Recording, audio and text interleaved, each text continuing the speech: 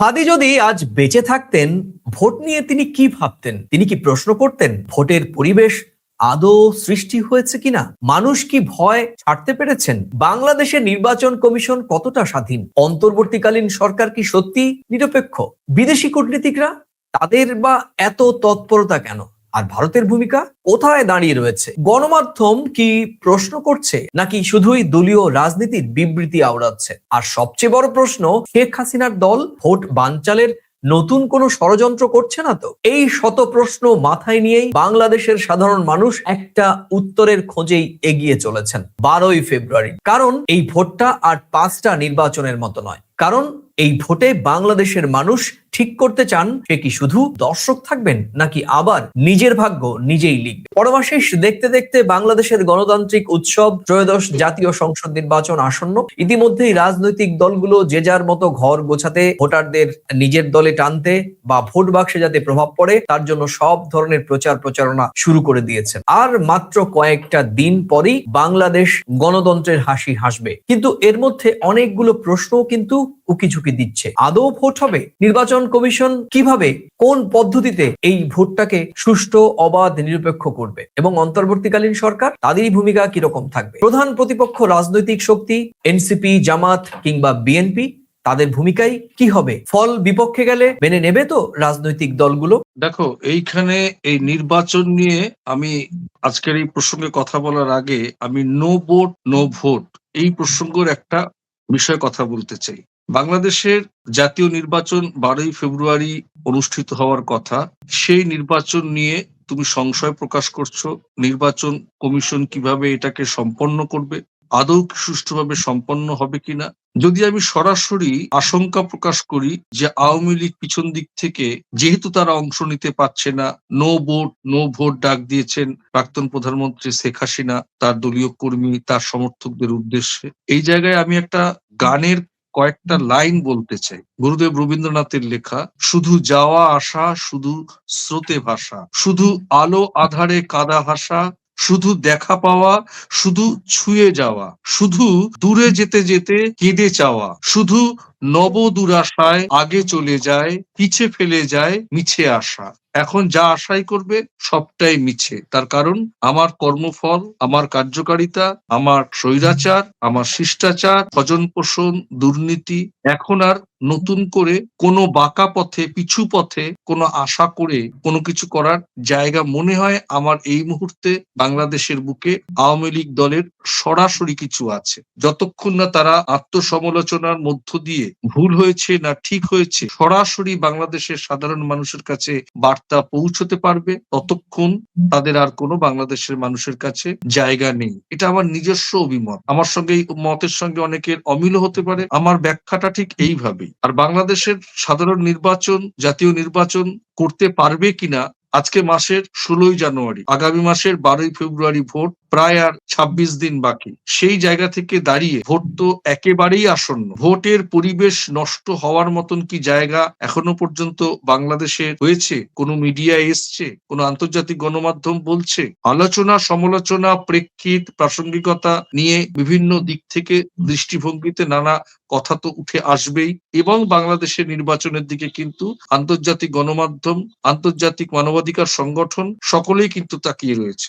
বাকিটা তো বাংলাদেশের সাধারণ মানুষ বিচার করবে। একদমই। তুমি কি এটা মানছো কিনা যে 2014, 18 এবং 24 তিনটি বাংলাদেশের বিতর্কিত নির্বাচন থেকে এই 2026-এর নির্বাচন একেবারে সম্পূর্ণ আলাদা? কি মানছো তো? সে তো অবশ্যই আলাদা তো বটেই। এবং এই নির্বাচন যদি সুষ্ঠুভাবে সম্পন্ন হয় তাহলে বাংলাদেশের সাধারণ মানুষের কাছেও যেমন বার্তা যাবে, গোটা বিশ্বের কাছেও বার্তা যাবে যে নির্বাচন কিভাবে সুষ্ঠুভাবে সম্পন্ন করা যায় এবং সেটা যে কতটা স্বচ্ছ হতে পারে। এবং এটা স্বচ্ছতা বজায় রাখতে হবে, তার কারণ বাংলাদেশের নির্বাচন কিন্তু অনেকেই সেন দৃষ্টিতে নজর দিয়ে দেখছে। ইতিমধ্যেই তুমি জানো যে ইনক্লুসিভ ইলেকশনের প্রসঙ্গ বিভিন্ন জায়গায় উঠে এসেছে। তার মধ্যেও সে দেশের আইন ব্যবস্থার মধ্য দিয়ে তারা নিষিদ্ধ হয়েছে, সেখানে অন্যদের কিছু বলার নেই। কিন্তু এটাও ঘটনা ঘটনা বাংলাদেশের বিভিন্ন গণমাধ্যম, ডিজিটাল মিডিয়া, পত্রপত্রিকায় যেটা উঠে আসছে যে আওয়ামী লীগের এই মুহূর্তে বাংলাদেশের অবস্থান প্রায় শূন্যের ঘরেই চলে গেছে। বেশ,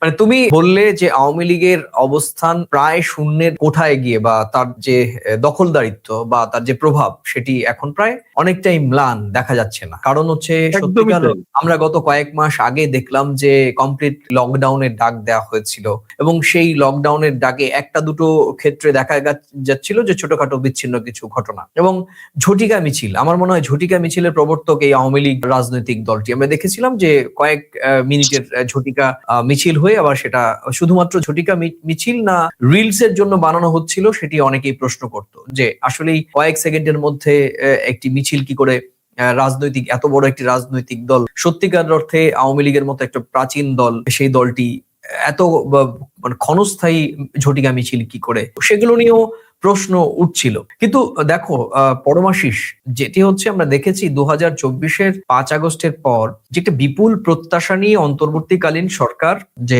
তাকে ক্ষমতায় বসানো হয়েছে, সেই প্রত্যাশা পূরণের ক্ষেত্রে অনেক ধরনের আলোচনা সমালোচনা, সরকারের ভেতরে কি শক্তি কাজ করছে, বাংলাদেশের আর্মি এর মধ্যে কতটা ইনক্লুড রয়েছে, বাইরে থেকে বিএনপি, জামাত বা অন্য কোনো শক্তি কাজ করছে কিনা, নানা ধরনের কথা কিন্তু বিভিন্ন জায়গা থেকে আমরা আসতে দেখেছি, এবং আমাদের ভারতীয় গণমাধ্যমেও ব্যাপকভাবে বিষয়টি চর্চিত হয়েছে, কখনো আলোচনায় সমালোচনায় বা কখনো কোট আন কোট প্রোপাগান্ডায় আমরা দেখেছি। একেবারে একেবারে সয়লাভ ছিল এইরকম আলোচনা, প্রোপাগান্ডা, সমালোচনা করতে করতে করতে করতে অলমোস্ট আমরা একেবারে গণতান্ত্রিক উৎসবের দ্বার প্রান্তে, যেটা আমরা আজকে বিশ্লেষণে যাচ্ছি, একেবারে পিন পয়েন্টে অন্তর্বর্তীকালীন সরকারের ওপর কতটা চাপ বলে তুমি মনে করো? কারণ এই সরকার কিন্তু কোনো রাজনৈতিক দলের নয় পরমাশিস, এই সরকার এসেছে একটি দায়িত্ব নিয়ে, ভোট ফেরানোর দায়িত্ব।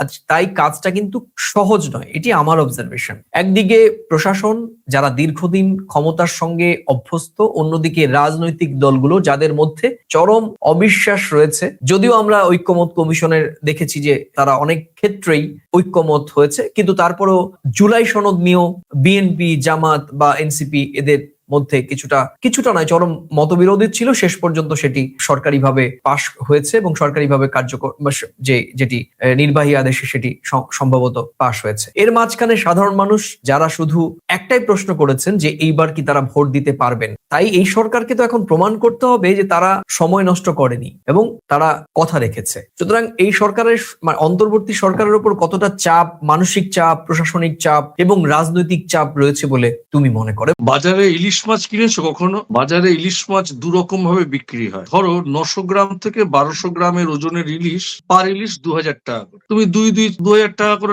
দুটো ইলিশ মাছ কিনলে তুমি 4000 টাকা পাবে। কিন্তু একটা সময় গিয়ে দেখা গেল সবাই বলছে যে না, এটা হতে পারে 900 থেকে 1200 গ্রামের ওজনে 300 গ্রামের ফাঁক কেন হবে, পাল্লা দাঁড়িয়ে আনো, আমরা 2500 টাকা কেজিতে কিনি। সবাই সমর্থন দিল পাল্লা আন, পাল্লাতে এবারে মেপে নেওয়া হচ্ছে। তখন পাল্লার ওপরে জিনিসের ভারের যেমন চাপ পড়ে, পাল্লার একটা নিরপেক্ষতা রাখতে হয় যে একটা সঠিক মাপ আমায় দিতে হবে। অন্তর্বর্তী সরকারটা হচ্ছে এরকম, সে নিরপেক্ষতা যেমন বজায় রাখবে, তাকে চাপও নিতে হবে। কেননা সে তো ভোটে জিতে সরকার করেনি, সকলে ওনাকে সমর্থন দিয়েছে, উনি আমাদের মাথার উপরে বসে থেকে জিনিসটা পরিচালনা করুন। আবার এটাও তুমি জানছেন যে এরা যেমন আমাকে বসিয়েছে, এরা আমার ভুল করলে আমার সমর্থন তুলে নিতেও পারে। সেই জায়গায় দাঁড়িয়ে নিরপেক্ষতা, বিচক্ষণতা, নিরীক্ষণ একেবারে সম্পূর্ণ দাড়িপাল্লার মতন সমানভাবে হতে হবে। অন্তর্বর্তী সরকারের চাপ তো অবশ্যই আছে। আবার এটাও ঘটনা, এই চাপ যার হাতে দেওয়া হয়েছে সে অত্যন্ত বিচক্ষণ। কেন বিচক্ষণ? বাংলাদেশের সমস্ত,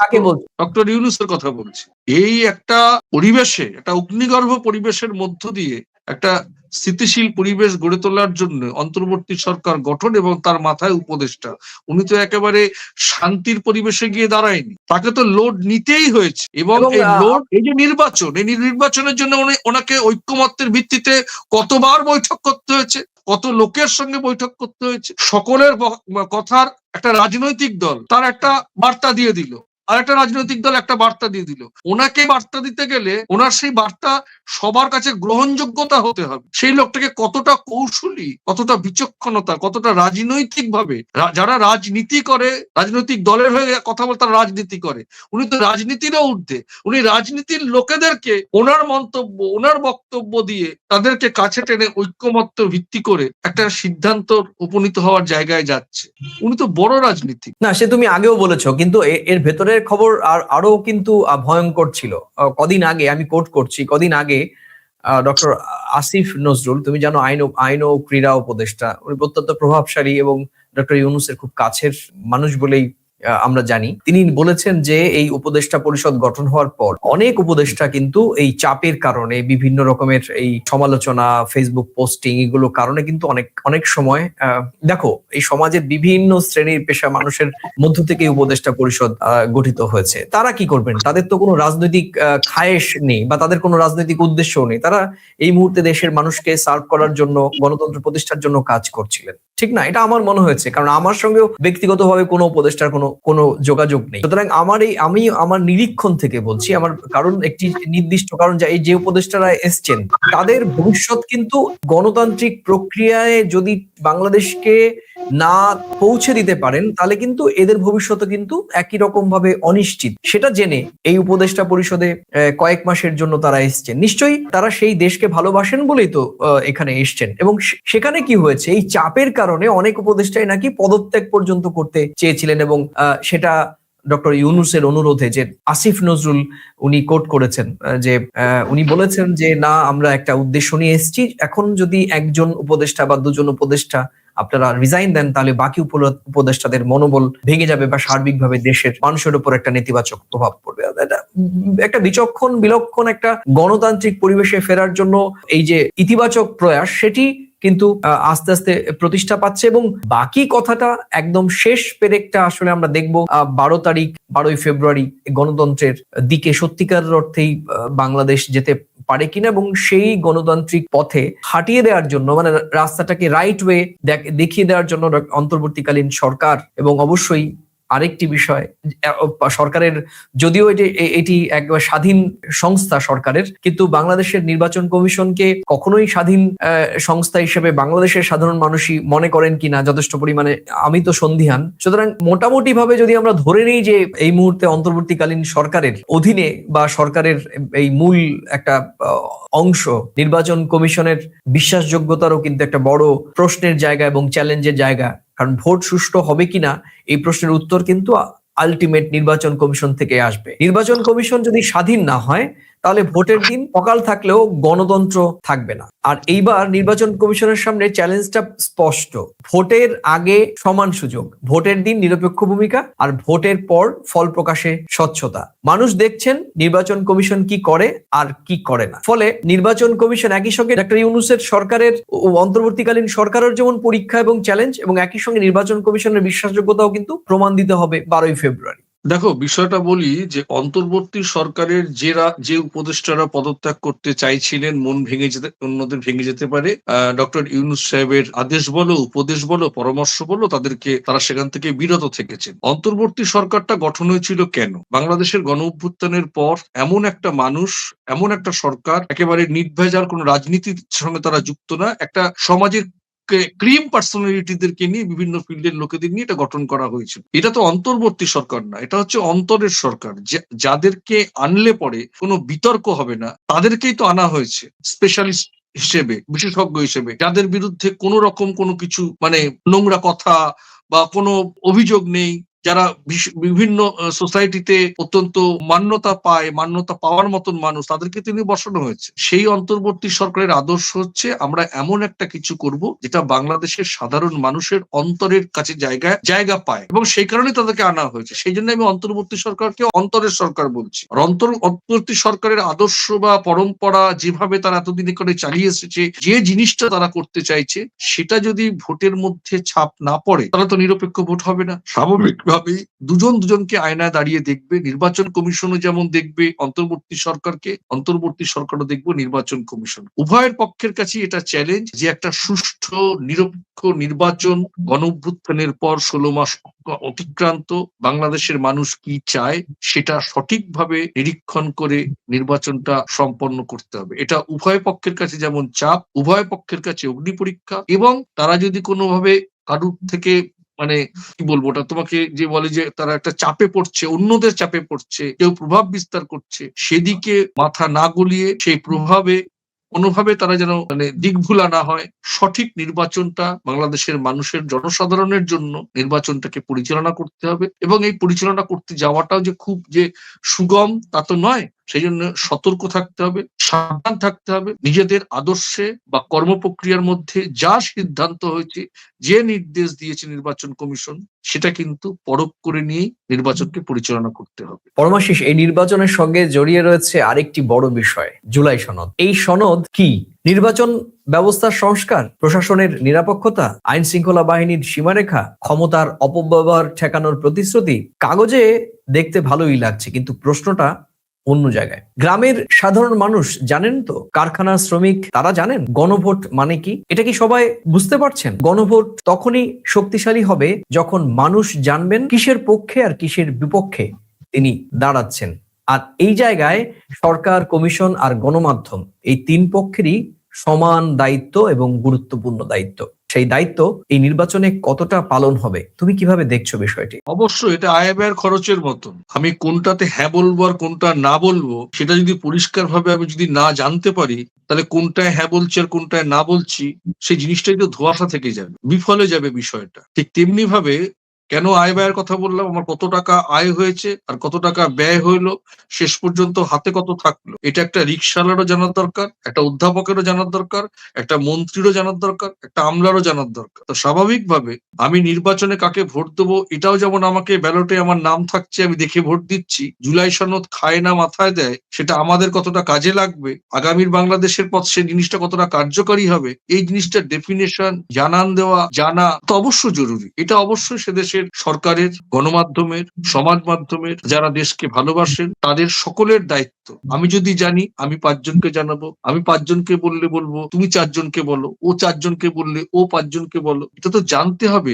জ্ঞানটা আরোহণ করতে হবে যে কি হতে যাচ্ছে, আদৌ এটা ঠিক না বেঠিক, তবেই তুমি হ্যাঁ বা না করবো। এটা তো অবশ্যই জানান দেওয়া একান্ত জরুরি। দেখো, এই নির্বাচনের দিকে তাকিয়ে রয়েছে শুধু কিন্তু বাংলাদেশের 20 কোটি মানুষ নন, বিদেশি কূটনীতিকদের তৎপরতা আমরা দেখেছি যে ইতিমধ্যেই তৎপরতা শুরু হয়ে গিয়েছে। যদিও এই বিষয়টি আরেকটি উল্লেখ করার মতো যে অতীতের মতো কিন্তু তৎপর নয়। আবার সেরকম অতীতের নির্বাচনগুলো, বিশেষ করে আমরা আওয়ামী লীগের শাসন ব্যবস্থায় যখন নির্বাচনগুলোতে দেখেছি, তখন বিদেশি কূটনীতিকদের বাংলাদেশে অভ্যন্তরে যে বিদেশি দূতাবাসগুলো রয়েছে সেই দূতাবাসগুলোর কূটনীতিকরা অতি রকম সক্রিয় হয়ে উঠতেন। কিন্তু এবার একটু ভিন্ন রকম তৎপরতা আমরা দেখছি। বৈঠক হচ্ছে, বার্তাও তারা দিচ্ছেন, কিন্তু কেন? কারণ বাংলাদেশ অস্থির হলে তার প্রভাব কিন্তু সীমান্তের অভ্যন্তরে থাকবে না। আর ভারতের ক্ষেত্রেও বিষয়টি অনেকটাই স্পষ্ট। বাংলাদেশের স্থিতিশীলতা মানে ভারতের নিরাপত্তা, বাণিজ্য, কূটনীতি সবকিছুর সঙ্গে জড়িত। কিন্তু প্রশ্ন উঠছে পরমাশিস, যে ভারত কি কেবল স্থিতিশীলতা চায় নাকি গণতন্ত্র? এই প্রশ্নটা ভারতের মনেও কিন্তু ঘুরে বেড়াচ্ছে। তুমি কিভাবে দেখছো? বিদেশি কূটনীতিকদের তো বাংলাদেশে বিচরণ রয়েছে, তাদের তৎপরতা দেখা যাচ্ছে। ভারত বিদেশি হলেও ভারতের কূটনীতিকরা বা ভারতের সমস্ত কিছুই, সক্রিয়তা কিংবা নিষ্ক্রিয়তা, বাংলাদেশের মানুষ আমার মনে হয় বিদেশি কূটনীতিকদের থেকে একটু ভিন্ন চোখে দেখেন। না, সেটা তো অবশ্যই। প্রথমে বলি যে তুমি যে কথাটা বললে যে আগের নির্বাচনগুলোতে বাংলাদেশের কূটনীতিকদের অনেক অতি সক্রিয়তা, তৎপরতা থাকতো, এর পিছনে আমার মনে হয় এটা একটা বিজ্ঞাপনী তৎপরতা ছিল। মানে যারা সরকারে ছিলেন, ভোটে জিতেছেন বলছেন বা সরকার চালিয়েছেন, তারা এটা পাবলিসিটি করিয়েছে যে দেখো বিদেশি কূটনীতিকরা আমাদের ব্যাপারে কতটা সক্রিয়, তারা কতটা ইনভলভ, এবং আমরা জিতে আসছি। এটা বাজারে একটা বিজ্ঞাপনী অতি সক্রিয়তা, এটা করানো হয় বা করানো যেতে পারে। যেমন ধরো আমি তোমায় উদাহরণ দিই, যে এখন আমাদের দেখবে আমাদের কলকাতায় বা পশ্চিমবঙ্গে বা দেশের বিভিন্ন প্রান্তে কোনো একটা অনুষ্ঠান হবে, তার আগে থাকতে ভীষণই বিজ্ঞাপনী প্রচার হয়, আমি ওই দিন ওই জায়গায় থাকছি, আবার কেউ বলছেন আমরা ওখানে ওই দিন থাকবো। মানে এটা দেখার ইনভলভমেন্টটা মানুষের আছে, যারা আসবে তাদের ইনভলভমেন্ট, যারা অর্গানাইজার তারাও ইনভলভমেন্ট, এবং যারা দর্শক তাদেরও ইনভলভমেন্ট। এটা একটা বিজ্ঞাপনী, এটা করা যায়। এটা আমি এখানেও আমাদের দেশেও আমি দেখেছি, নির্বাচনের কাজে যুক্ত হওয়ার সময় আমি দেখেছি বিভিন্ন সময়। তো এটা গেল আগের পার্ট। আর এখনের পার্টের হচ্ছে যে সবকিছুর পরেও এত কিছু ভালো ছিল, এত কিছু ঠিক ছিল, সবকিছুর পরেও একটা বিক্ষোভের কাছে একটা প্রধানমন্ত্রীকে উৎখাত হয়ে চলে আসতে হয়। এটা তো কূটনীতিকরা দেখেছে, গোটা বিশ্ব জেনেছে। তো তাদের তো এখন একটা অন্যরকম দৃষ্টি থাকবেই, কি হচ্ছে, কিভাবে হচ্ছে, কেন হচ্ছে, কেন আগেরটা তাদের মনে আছে, সেই জন্য এখন নজরটা বেশি। এটা গেল 2 নম্বর পয়েন্ট। 3 নম্বর পয়েন্ট যেটা তুমি বলছো যে ভারতের দৃষ্টিকোণটা, তোমাকে আগেও বলেছি, ভারত অফিসিয়ালি বেশ কয়েকবার জানিয়ে দিয়েছে বাংলাদেশের সঠিকভাবে গণতন্ত্র, ইনক্লুসিভ ইলেকশন হোক, বাংলাদেশের মানুষের একটা গণতান্ত্রিক রায়, সে দেশে একটা গণতান্ত্রিক সরকার গড়ে উঠুক, ভারতের তরফ থেকে বার্তা দেওয়া হয়েছে। এবং স্বাভাবিকভাবে ভারত একটু নজর রাখছে ধীর চলনীতিতে বাংলাদেশের নির্বাচন নিয়ে, এবং একটু দৃষ্টিভঙ্গিরও পট পরিবর্তন হয়েছে। তার জন্য ভারত সরকারের কিন্তু ক্রমান্বয়ে পদক্ষেপ আমরা লক্ষ্য করতে পেরেছি, যে কথা আমি আগেও বহুবার বলেছি। ঠিক তাই, তো স্বাভাবিকভাবে ভারত একটু নজরে রাখবেই। দেখো, নির্বাচন যদি জাতীয় স্তরে নির্বাচন হয়, স্বাভাবিকভাবেই যে নির্বাচনের মধ্য দিয়ে দেশের শাসন ব্যবস্থা নির্ধারণ করা হয়, সেই ধরনের নির্বাচনগুলোতে স্থানীয় পর্যায়ের গণমাধ্যমের ভূমিকা যেমন খুব গুরুত্বপূর্ণ থাকে, আন্তর্জাতিক গণমাধ্যমের ভূমিকাও তেমনই সমানভাবে গুরুত্বপূর্ণ থাকে। আর অবশ্যই এই বাংলাদেশের যে নির্বাচন, আসন্ন নির্বাচন, এই নির্বাচনে গণমাধ্যমের ভূমিকা নানা দিক থেকেই গুরুত্বপূর্ণ। সেটি তুমি, আমি, আমরা সকলেই বুঝতে পারি। যে গণমাধ্যম কি প্রশ্ন তুলছে, তারা কি এখন শুধু বক্তব্য প্রচার করছে, না এই ভোটের পরিবেশ, ভয়ভীতি, প্রশাসনের ভূমিকা, এই প্রশ্নগুলো যদি তারা এড়িয়ে যান, তাহলে গণতন্ত্র প্রতিষ্ঠায় কিন্তু একটি অন্ধকার গলির দিকে যাবে। সুতরাং মানুষের প্রত্যাশা যে যেমন বাংলাদেশের এই মুহূর্তে বাংলাদেশের বর্তমান পরিস্থিতি, ঠিক সেই বর্তমান পরিস্থিতিটাই গণমাধ্যমে, স্থানীয় বাংলাদেশের গণমাধ্যম কিংবা আমাদের প্রতিবেশী, আমরা যে তাদের বাংলাদেশের নির্বাচন দেখছি, অবজার্ভ করছি, বা 2024-এর পর থেকে যে আমাদের ভারতীয় গণমাধ্যম অতি সক্রিয় ছিল বা এখনো পর্যন্ত রয়েছে, তাদেরও কিন্তু একটা বড় ভূমিকা, ভারতের গণমাধ্যমের একটি বড় ভূমিকা, যে বাংলাদেশের প্রকৃত ভোট চিত্র এবং গণতন্ত্র প্রতিষ্ঠার দৌড়ে বাংলাদেশ কতটা এগিয়ে যাচ্ছে, এবং রাজনৈতিক দলগুলো বা ভোটের পরিবেশ রয়েছে কিনা, লেভেল প্লেইং ফিল্ড রয়েছে কিনা, বা কোনো অশান্তি রয়েছে কিনা, বা সত্যিকার অর্থে বাংলাদেশের মানুষ ভোটটাকে উৎসব হিসেবে দেখছেন কিনা, সেই সমস্ত খবর আমাদের ভারতীয় মিডিয়ারও দায়িত্ব যে সমানভাবে গুরুত্ব দিয়ে এবং প্রোপাগান্ডায় নয়, প্রকৃত তথ্য তুলে ধরার। তো তুমি এই বিষয়টি কিভাবে দেখছো? না, স্বাভাবিকভাবেই, মানে এটা তো বাংলাদেশের নির্বাচন কিভাবে হচ্ছে, কেমন ভাবে হবে, আগের পরিস্থিতি কি, পরের পরিস্থিতি কি হয়, বাংলাদেশের গণমাধ্যমও যেমন তারা দায়িত্ববান, তারা তাদের দেশের ওই খবর যেমন মিডিয়ার পাতায়, সংবাদপত্রের পাতায় আনবে, স্বাভাবিকভাবে আন্তর্জাতিক গণমাধ্যমও কিন্তু, যেমন বিদেশি কূটনীতিকদের প্রসঙ্গে বললাম, যেমন এটা নজর করছে, ভারতীয় গণমাধ্যম তো বটেই, এবং আন্তর্জাতিক গণমাধ্যম কিন্তু তাকিয়ে রয়েছে বাংলাদেশের নির্বাচন কোন পথে যায়, কিভাবে হয়, মানুষ আদৌ ভোট দিতে পারে কিনা, কাকে ভোট দিল, ভোট দেওয়ার দিন পর্যন্ত এক পরিস্থিতি, রেজাল্ট বেরোলে আরেক পরিস্থিতি, সেটা নিয়ে কি পরিস্থিতি তৈরি হয়। বাংলাদেশের এই ঘটনা অবশ্যই মিডিয়ার কাছে এখন একটা বড় খোরাক, সেটা বাংলাদেশের মিডিয়া, ভারতীয় মিডিয়া, আন্তর্জাতিক গণমাধ্যম। তো এই জাতীয় নির্বাচনে আমি মনে করি অন্তর্বর্তী সরকার, সেদেশের সাধারণ মানুষ, জাতীয় নির্বাচন কমিশন যতটা ইনভলভ থাকবে, মিডিয়াও কিন্তু ততটা ইনভলভ থাকবে এই নির্বাচনকে কেন্দ্র করে। তার সব খবর সকলকে সঠিকভাবে প্রদর্শন করুক, এটা যেমন চাইবো, তেমনি হাইট তোলার জন্য অকারণে গুজব না ছড়িয়ে সঠিক তথ্য, বাংলাদেশে কি হচ্ছে, জামাত শিবিরই বেশি ভোট পেল, না এনসিপি বেশি ভোট পেল, নাকি বিএনপি বেশি ভোট পেল, নাকি শেখ হাসিনার কথা প্রাক্তন প্রধানমন্ত্রী নো ভোট নো ভোট, সেই সমস্ত সমীক্ষা তথ্য জাতীয় নির্বাচন কমিশন নির্বাচনের পরে যা বার্তা দেবে, যা বলবে, অফিসিয়াল স্টেটমেন্ট যা দেবে, সাংবাদিক সম্মেলনে যা জানাবে, এবং আমি চাইবো আমরাও যদি সুযোগ পাই, জাতীয় নির্বাচন কমিশনের সংবাদ মাধ্যমের কাছে যখন মুখ খুলবে নির্বাচন প্রসঙ্গে, সবাই যেন সঠিক প্রশ্নটা করে, বায়াসড মূলক প্রশ্ন করার কোনো দরকার নেই। আমি জ্ঞান দিচ্ছি না, এটা আমার নিজস্ব অনুধাবন বা আমার অভিব্যক্তি আমি প্রকাশ করছি। যে জাতীয় নির্বাচন পরিচালনা যারা করেছেন বা করছেন তাদের কাছে সেরকমই প্রশ্ন রাখা উচিত, আগে কি হয়েছিল, এখন কি হলো, ফারাকটা কোথায়?